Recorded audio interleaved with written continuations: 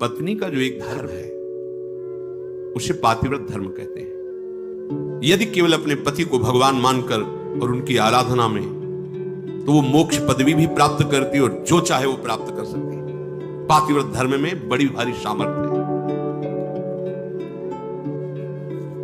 सच्चाई की परीक्षा तो तभी होती है जब विपत्ति आती है। तुम धैर्यवान हो, तुम धर्म आत्मा हो, तुम हमारे मित्र हो या तुम हमारे अर्धांगिनी हो, इसका परिचय तो तभी मिलता है जब विपत्ति हो।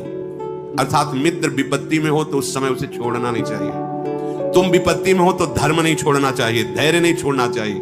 अगर पति विपत्ति में है, बहुत संपत्ति अपहरण हो गई, ऐसे पति का किसी भी तरह से मन न दुखावे कि अब आपके पास तो कुछ रह नहीं गया, हमारी आप कामनाओं को पूर्ण नहीं करे। धीरज धर्म मित्र रुनारी, आपद काल परखे चारी। जो ऐसी स्थिति में अपने पति का सहयोग करती है। वनवास हुआ, सियाजू ने ना तो जनकपुर का सुख स्वीकार किया ना अवधपुर का। कहा जहां प्रभु श्री राम के चरण, वही मुझे करुण अयोध्या जैसा सुख मिलेगा। यदि कोई स्त्री, अनुसुईया जी उपदेश करें सियाजू को, अपने पति का किसी कारणवश अपमान, धन नहीं है, उतना विद्वान नहीं, उतना ज्ञान नहीं, और तुम्हारे ही कर्मवस्तु तुम्हारा पति बना है, उसका अपमान, पातिव्रत धर्म की यहां चर्चा करें। क्योंकि सबसे बड़ी पतिव्रताओं में शिरोमणि है श्री अनुसुईया जी, जिन्होंने भगवान हरि, हर और ब्रह्मा को 6-6 महीने का बालक बना दिया अपने पातिव्रत धर्म से। वो कह रहे हैं कि पति का अपमान न करें, अपने भगवान के समान समझे। यहां पातिव्रत धर्म की चर्चा प्रपंच की नहीं, बात यहां बहुत अध्यात्म की चरम ऊंचाई की बात करें अनुसुईया जी। इसको लौकिक में घसीटोगे ना तो ये तर्क वितर्क के शब्द। अगर हमारा इष्ट धर्म जोर का है ना, तो सामने कुछ हो ही नहीं सकता। इसका प्रमाण हम तुम्हें देते हैं। जालंधर राक्षस और वृंदा सती परम पवित्र चिदानंद भगवान को पति वरण करने के लिए तपस्या कर रही। देवर्षि नारद जी आए, तुम्हारा क्या उद्देश्य है? वृंदा ने कहा हमारा उद्देश्य है भगवान श्री हरि को पति रूप में प्राप्त करना। तो उनका पहले तुम्हारे पातिव्रत धर्म की परीक्षा होगी, तुम एक निष्ठ हो कि नहीं, तो आज्ञा कीजिए। जालंधर को पति रूप में स्वीकार करके और पातिव्रत धर्म को आप प्रमाणित कीजिए, नारायण तुम्हें पति रूप में प्राप्त हो जाएंगे। कोई भी बड़े से बड़ा देवता जालंधर का बाल बांका भी नहीं कर पाया। क्यों?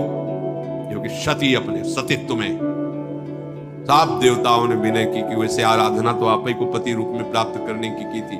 नाथ आप स्वीकार कीजिए, नहीं तो जालंधर का आतंक, राक्षस और पतिव्रता वृंदा, वही तुलसी जी के रूप में और शालिग्राम के रूप में श्री हरि। आज भी उनको ब्याह किया जाता है, पूजन किया जाता है, तुलसी जी चढ़ाई जाती। जब हम किसी को इष्ट मान लेते हैं तो उसमें दोष दृष्टि नहीं होती, और जब हमें प्यार होता है ना तो उसका दोष भी गुण ही नजर आता है। और सच्ची बात है कि सबके हृदय में भगवान बैठे। यदि हमारी निष्ठा है तो तुम हिल नहीं सकते, हमारी निष्ठा के विपरीत नहीं चल सकते। जब भगवान नहीं चल पाते तो तुम तो इंसान हो। ये था माम प्रपद्यन्ते तास्ते, मेरे लाला बनकर घुटने के बल हमारे आंगन में चलो तो अनंत ब्रह्मांडों का पिता घुटनों के बल चल रहा नंद बाबा के आंगन में या महाराज दशरथ जी के आंगन। मंगल भवन अमंगल हारी, द्रवहुषु दशरथ अजीर बिहारी। दशरथ जी के आंगन में विचरने वाले, कैसी लीला। अनंत ब्रह्मांडों का पिता बालक बन करके जब वो बन सकता है तो तुम्हारे निष्ठा और पातिव्रत धर्म में वैसे ही चलेगा जैसे तुम विचार करोगे, क्योंकि तुम्हारा पातिव्रत धर्म पवित्र। हमारा क्या होता है कि हम दूसरों के तो दोष फटाक से बोल देंगे। बैक में आप दृष्टि घुमाओ अपने ऊपर, तब लगेगा वो तो कम है। अगर हमारी बात खुल जाए बहुत ही हम गलत हैं। संत सदैव सत्य स्वभाव वाले साधक उपासक बाहर नहीं देखते, अपने अंदर देखते। अपने दोषों को मिटा दो तो बाहर केवल भगवान ही है, दूसरा कोई है ही नहीं। श्री अनुसुईया जी बड़ा सुंदर गृहस्थी में स्त्री शरीर पुरुष शरीर धारण की, इनको भगवत प्राप्ति का सहज उपाय होता है और यह ऐसी सामर्थ्य। इसीलिए स्त्री के लिए एक सुदृढ़ भगवत प्राप्ति का मार्ग है, जो घर परिवार में रह रही अपने पति में भगवान की भावना करना। मेरे पति ही मेरे भगवान हैं, ऐसी भावना से आठों पहर उनकी आज्ञा में रहना। जैसे कोई प्रश्न कर सकता है कि अगर पति ही दुराचारी हो तो शास्त्रों में वर्णन किया गया है कि आप अपने भाव रखिए और फिर विधान जैसा होगा अपने आप दूरी बना दे, क्योंकि आप और आपके पति के बीच में भगवान का भाव है ना, वो संभाल लेंगे, वो आपको बचा लेंगे, वो आपको दूर कर देंगे। ऐसा भी हो सकता है। अलग अलग मायाकृत रूप है और आंतरिक भाव में जाएंगे जब विचार पे, तो आपके ही कर्म का फल भुगताने के लिए ऐसा स्वभाव वाला पति दिया गया है, ऐसी भावना। तो हमारे ही कर्म निश्चित, अपने कर्म के प्रभाव से ही पति का वर्ण होता है। जैसे हमारे कर्म गायत्री के अनुष्ठान के द्वारा गायत्री जी को प्रसन्न करके जो कन्या प्रकट की थी उनका नाम सावित्री जी हुआ था। बहुत ही तेजस्विनी राजकुमारी थी। जब वर वरण की बात आई तो उनके पिता ने आदेश किया कि तुम स्वयं घूमो मृत्युलोक में और जो तुम्हें वर पसंद आएगा उसके साथ प्यार कर दे, इतना प्यार कर दे। और वो गायत्री जी की कृपा से प्रकट हुई थी, इसलिए उनका नाम सावित्री। बड़ी तेजोमयी कांति, अद्भुत ज्ञान, मंत्री और विशाल सेना साथ राजकुमारी वर वरण के लिए। स्वयं तुम देखो, बहुत राजकुमारों को देखा, मन में ही नहीं आया। जंगल से गुजर रही थी, देखा एक लकड़हारा लकड़ी काट रहा है, दृष्टि गई, देखते ही लगाए मेरे प्राणपति, रुक गए। मंत्री से कहा आदर से इनको नीचे उतारो। वो तो क्या अपराध बन गया, सैनिक घेरे हुए हैं, राजमंत्री। हाथ जोड़कर राजकुमारी ने कहा मैं आपको पति रूप में वरण करती हूं।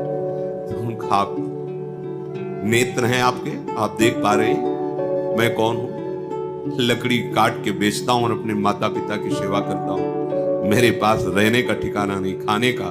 वो आपका राज वैभव का प्रभु, मैं राज वैभव को पति नहीं बना रही हूं, आपको पति रूप से वरण।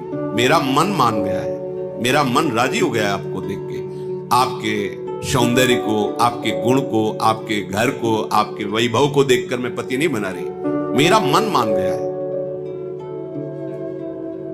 आपके माता पिता कहाँ है? बोले जंगल में एक झोपड़ी में विराजमान है। ठीक है, मंत्री से कहा ये स्वीकृत है, पूरी जानकारी ली, वापस लो। जब वापस गए तो वहां बैठे हुए थे देवर्षि नारद जी। आओ बेटी। राजा ने कहा वर वरण किया? हाँ। मंत्री ने पूरी बात बताई। देवर्षि नारद जी ने कहा नहीं नहीं नहीं, गलत हो गया। तो बोले आप यही देख के तो कह रहे होंगे ना कि घर नहीं है, संपत्ति नहीं है, तुम राजकुमारी हो, कैसे निर्वाह होगा, ये सब मैं जान रही हूं, नहीं है उनके पास। बोले नहीं, एक बात और है, वो ज्यादा दिन जीवित नहीं रहेंगे, 1 वर्ष में उनकी मृत्यु का योग है, वो मर जाएंगे। बहुत है, ये देखो निष्ठा देखो, बहुत है 1 वर्ष। अगर मैं एक दिन भी उनके नाम का सुहाग भरने को पा गई तो आज जीवन निर्वाह कर जाऊंगी उनके लिए।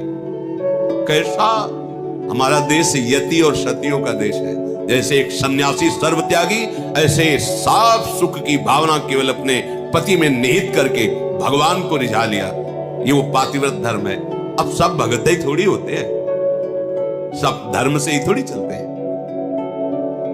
नारद जी बहुत प्रसन्न। उन्होंने कहा एक बार जिसका वर्ण कर लिया बस।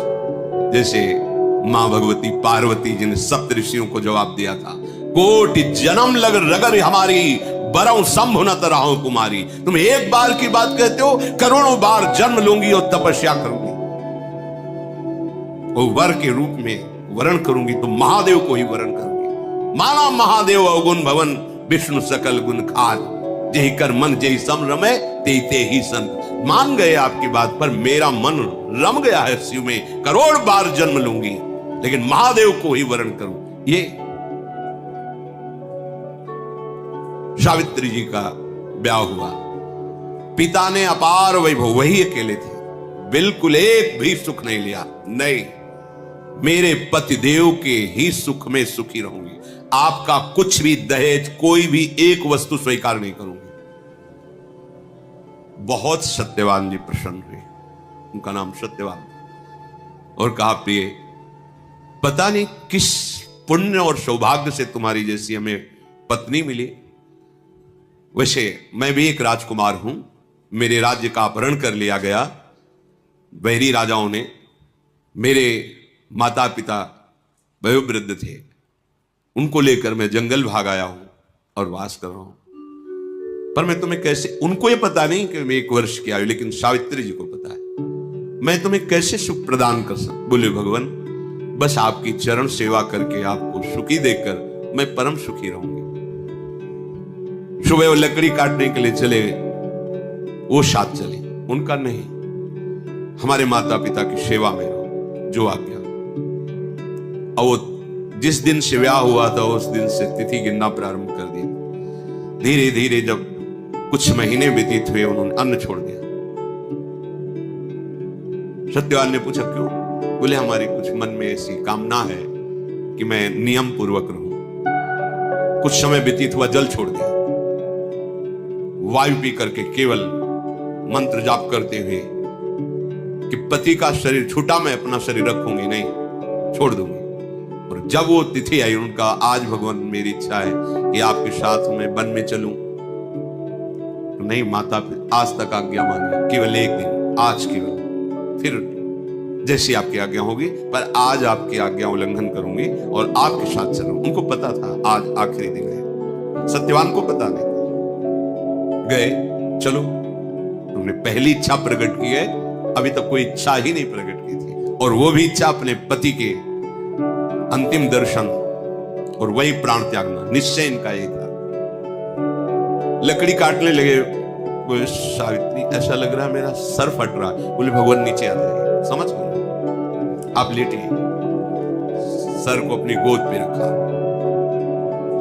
मंत्र चल रहा है, शांत, देखती कौन आता है और मेरे पति का स्पर्श करता है। ब्रह्मचारिणी पातिव्रत धर्म से युक्त गायत्री के अनुष्ठान से प्रकट हुई और मंत्र चल रहा है। यमदूतों की तो सामर्थ्य नहीं, साक्षात धर्मराज आए, यमराज रूप में नहीं, धर्मराज के रूप में। उनके 2 रूप हैं। पापियों के लिए भयानक यम रूप, जो यमदूत पहुंचते हैं, महान दंड देते हैं, लेकिन जो धर्मात्मा पुरुष होते हैं, जिससे पाप और धर्म दोनों, फिर वो उनके लिए थोड़ी सुविधा होती है। और जो धर्मात्मा पुरुष होते हैं वह साक्षात धर्मराज पहुंचते हैं, लेकिन जहां भक्त होते हैं वहां भगवत पार्षद पहुंचते हैं, ऐसे नहीं। और यहां तो भगवत पार्षदों का भी प्रवेश नहीं। श्री जी की सखियां जो अत्यंत करुणामयी, देखा सामने धर्मराज, मंत्र का प्रभाव, मूर्तिमान धर्मराज सामने। उनका बेटी, तुम्हें धैर्य धारण करना होगा। वो मूर्छित हो गए सत्यवान, उनके आते ही प्रक्रिया है प्राण घसीटने की, मूर्छा गए। तो उनका भगवान, ये मेरे पति है, आप प्राण ले लो और देह की रक्षा करो, ऐसा कैसे हो सकता है? ये हमारे प्राण है। उनका समय तो पूरा हो गया, मैं तुम्हारे पति को सूक्ष्म शरीर में, यातना देह में लेकर अब जा रहा हूं। बोले आप अपना काम कीजिए और मैं अपने धर्म का निर्वाह करूंगा। खींचा सूक्ष्म प्राणों को, बंधन से बांधा, यम पास से चल पड़े। सावित्री जी मंत्र बल से पीछे चल पड़े। कंकन किंकिनी की झनकार तो पीछे मुड़ के, उनका बेटी, असंभव है, मृत्यु होने के बाद जीव को अपने कर्मों का फल भोगना ही पड़ता है, वो किसी का साथ निर्वाह नहीं कर सकता। तुम वापस चली जाओ। उनका आप अपने कर्तव्य का पालन करें, हम अपने कर्तव्य का पालन करें। आगे बढ़े, पीछे का तुम्हारे पति प्रेम को देख करके हमारे हृदय में उत्साह हो रहा है। तुम वरदान मांगो, केवल सत्यवान के प्राणों को छोड़कर, इस जीवात्मा को छोड़कर तुम कोई भी वरदान मांगो। उनका सुना है हमारे सास ससुर राजा थे, उनका राज्य वैभव उनको पुनः प्राप्त हो जाए, उनके नेत्रों की ज्योति प्रकट हो जाए, ऐसी हमारी इच्छा है। तथास्तु। फिर चले, फिर देखो, एक और वरदान मांगो और आप वापस चले। तो हमारे माता पिता के पास केवल हम ही संतान थी, पुत्र नहीं था।